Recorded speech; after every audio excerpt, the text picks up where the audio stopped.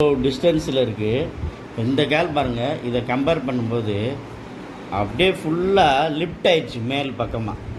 அவ்வளவுக்கு இந்த கால் வந்து கம்ப்ரெஷர் ஆயிடுச்சு. அதனால் என்ன ஆகுனா முழங்கால் வலி வரும், இடுப்பு வலி வரும், கழுத்து வலி எல்லாமே வரும். இப்போ சாரோட கம்ப்ளைண்ட் என்ன அப்படின்னா, இந்த கால் வந்து மேலே லிஃப்ட் ஆகிருந்துச்சு.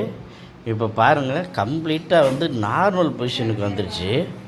இப்போ ஆக்சுவலாக நான் இதை முன்னாடியே வீடியோ பண்ணியிருக்கேன். அப்போ இந்த கால் வந்து இந்த காலை விட இது லிஃப்ட் ஆகி மேலே இவ்வளவுக்கு இருந்தது. அதை நான் வீடியோ பண்ணியிருக்கேன். இப்போ பாருங்களேன், இந்த கால் லிஃப்ட் ஆன மாதிரி இருக்குது, இந்த கால் கம்ப்ளீட்டாக வந்து நார்மலாக உட்காந்துருச்சு. இப்போ நான் உங்களுக்கு இந்த பக்கமே காட்டுறேன் பாருங்கள். ஃபஸ்ட்டு நம்ம அப்படி கை வச்சு காமிச்சேன் இப்படி, இது எங்கே இருக்குது இது எங்கே இருக்குன்ட்டு பாருங்கள். ரெண்டும் இப்போ சமமாக ஒரே லைனில் வந்துருச்சு. ஆனால்